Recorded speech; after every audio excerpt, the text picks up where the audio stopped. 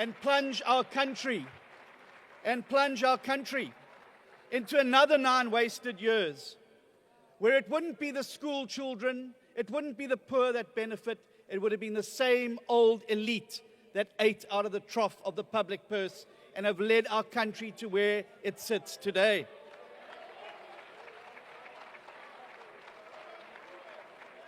But we also joined the government of national unity. We joined the government of national unity so that we could play our part in helping to turn South Africa around, to turn the tide. Honorable Steenhuisen, please take your seat. Honorable members, for the last time, once again, I'm pleading with you, don't drown the speaker on the floor. Over to you, Honorable Steenhuisen. We joined the government of national unity to turn our country around so we can finally turn our back on the looting, the corruption and maladministration that typified the 9 wasted years under President Jacob Zuma. But we also joined to be part of the growth and jobs agenda and to make sure that we confront the crises that face us. The truth is, we've persisted for far too long with policies that fail South Africa. State monopolies being bailed out over and over again. Excessive regulation that makes it harder for businesses to grow. Empowerment policies that benefited the few and not the many. And a tariff regime that pushes up prices with no benefit, even to the companies that those tariffs are meant to protect. And underpinning that, a thoroughgoing lack of accountability, where those responsible can sit in the gallery of Parliament watching our proceedings instead of behind bars where they belong.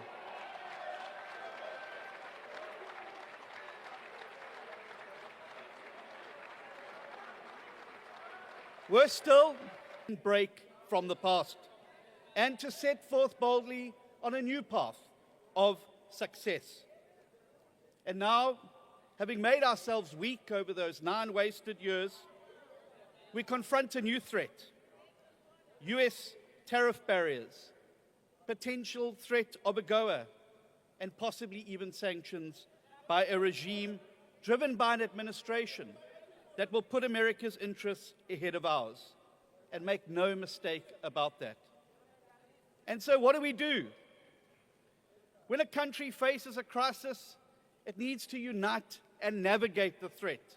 And that is what we must do now. And the GNU must practice what it preaches. And that is why, in a variety of portfolios, we've taken a decision to focus like a laser beam on growth and jobs. And that was what the President set out in the SONA. I was in Ceres yesterday to mark the first shipment of South African apples to Thailand in 16 years. Just one example of how this government is opening up new markets for our agricultural products. Solly Malatsi, ministers on a mission to get fast, reliable broadband into the hands of millions of people in rural areas. Dr. Schreiber opening South Africa to skills and to tourists. Minister McPherson fast-forwarding infrastructure projects. Honorable Minister Garube focusing on long-term education excellence through a strategic reorientation. And Minister George ensuring regulations to enable sustainable growth. We need to approach our trading partners now and seek to lower... Honorable Steenhuisen, please take your seat. Honorable member. Will John Steenhuisen take a question? Honorable Steenhuisen, can you take a question? No, please. I wasted 9 years listening to this stuff in the House under his previous leader. He doesn't want to take a question. Please sit down, member. You can proceed, Honorable Steenhuisen. We must turbocharge Operation Vulindlela. We must take up the World Bank's offer of a government-wide regulatory review. We must bring down the costs of living for our consumers.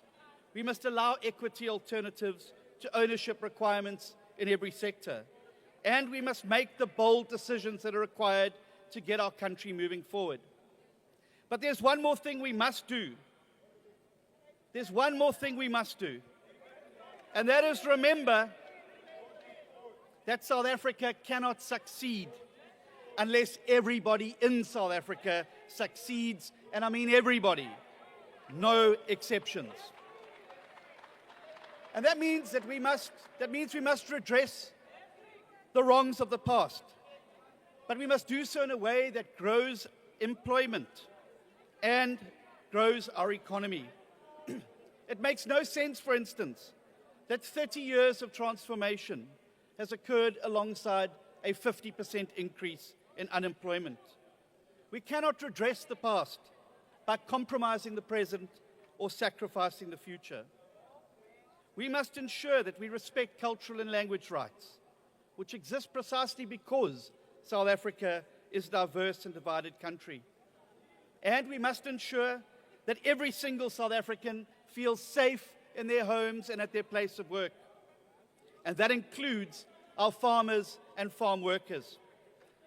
The dismantling of the rural safety units was a catastrophic mistake, and it opened the door to a collapse of rural policing and the targeting of our farmers and farm workers of all races by violent criminals and syndicates. Just this weekend, I was in Tabanchu, in Vicksburg, and other parts of the Free State, with commercial farmers and small-scale black farmers, to listen to their heartbreaking stories about how they fear for their families' lives, and they are preyed upon almost monthly by syndicates of stock thieves who destroy their opportunity to grow their businesses. Cases get opened but are never investigated. They know who is responsible but cannot secure arrests or convictions. This situation cannot go unaddressed. And as a result, in my capacity as Minister of Agriculture, I'm announcing that we're going to work with the sector to design a comprehensive plan to combat farm murders, stock theft, and improve rural safety.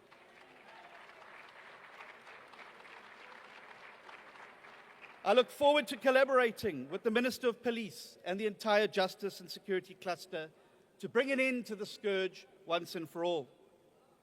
Madam Speaker, we live in times of both great hope but also great fear. It is time for us as leaders, the people of this House, to lead by example. We should seek to unite, not to divide. We should seek to build, Mr. President, not to break. We should choose to reflect the best of ourselves and banish the worst.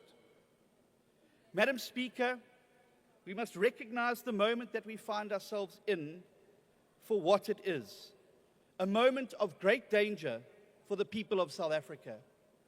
For if they fall prey to the historic revisionism that we've just heard from the leader of the opposition, they could lull themselves into some complacency that somehow things were better when those policies and persons were in charge. Nobody took more advantage of the people of South Africa than the leader of Umkhonto we Sizwe, even using their money to build his own house while people lived in poverty.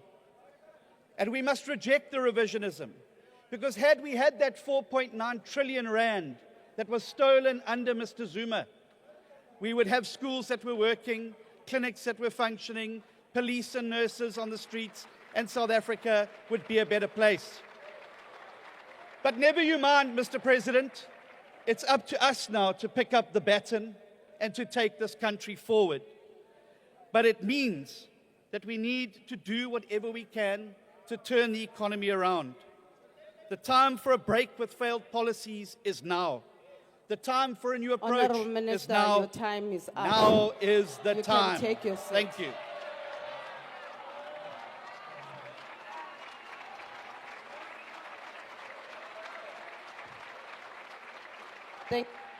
Thank you, honourable members. Please take your seats. I'm now calling the next speaker, Honourable Malema.